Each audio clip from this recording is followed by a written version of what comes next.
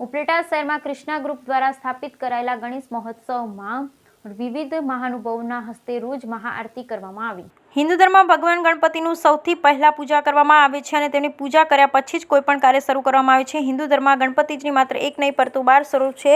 કહેવાય છે કે જો કોઈ વ્યક્તિ પોતાની ઈચ્છા કે મનોકામના પૂરી કરવા માટે ગણપતિ બાપાને કોઈ ખાસ સ્વરૂપની પૂજા કરે ત્યારે ઉપલેટા સુવા પ્લોટ ખાતે આવેલ કૃષ્ણા ગ્રુપ દ્વારા ગણેશજીનું સ્થાપન કરવામાં આવ્યું છે। ત્યારે કૃષ્ણા ગ્રુપ દ્વારા ગણેશજીની મહાઆરતી કરવામાં આવેલ, જેમાં આમંત્રણને માન આપી પધારેલ મહેમાનો દ્વારા મહાઆરતી કરવામાં આવી હતી।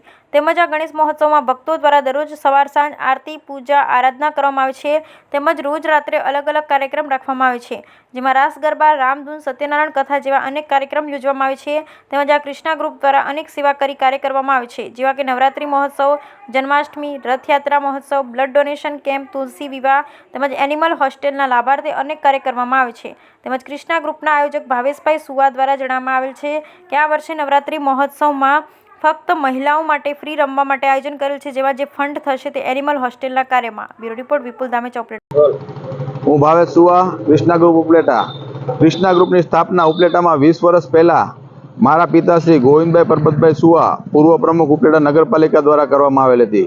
કૃષ્ણા ગ્રુપનો મુખ્ય ઉદ્દેશ અને હેતુ ઉપલેટાના હિન્દુ સમાજની એકતા, અખંડિતતા જળવાઈ રહે, સમરસતા જળવાઈ રહે, ઉચ્ચ નીચના ભેદભાવ વગર એટલા માટે કરવામાં આવેલી હતી। અને કૃષ્ણા ગ્રુપ દ્વારા આવા વિવિધ ધાર્મિક ઉત્સવો ઉજવવાનું શરૂઆત કરેલી હતી। ઉપલેટામાં શરૂઆતમાં 17 વર્ષ પહેલાં અહીંયા આ જ જગ્યા પર ગણેશ ઉત્સવની સ્થાપના કરવામાં આવી। 17મું વર્ષ છે અમારા ગણેશ ઉત્સવનું।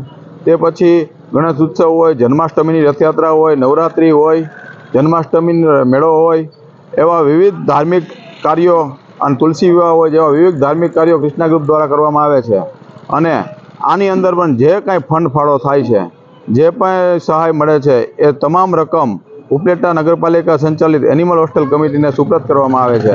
આગામી અમારે કૃષ્ણા ગ્રુપનું આયોજન નવરાત્રિ મહોત્સવ, જે ઓનલી ફોર મહિલાઓ માટેનું છે, એમાં તમામ સ્ત્રીઓ, મહિલાઓને ફ્રી એન્ટ્રી રમવાની અને એને લાખેણા ઇનામો પણ આપવામાં આવશે।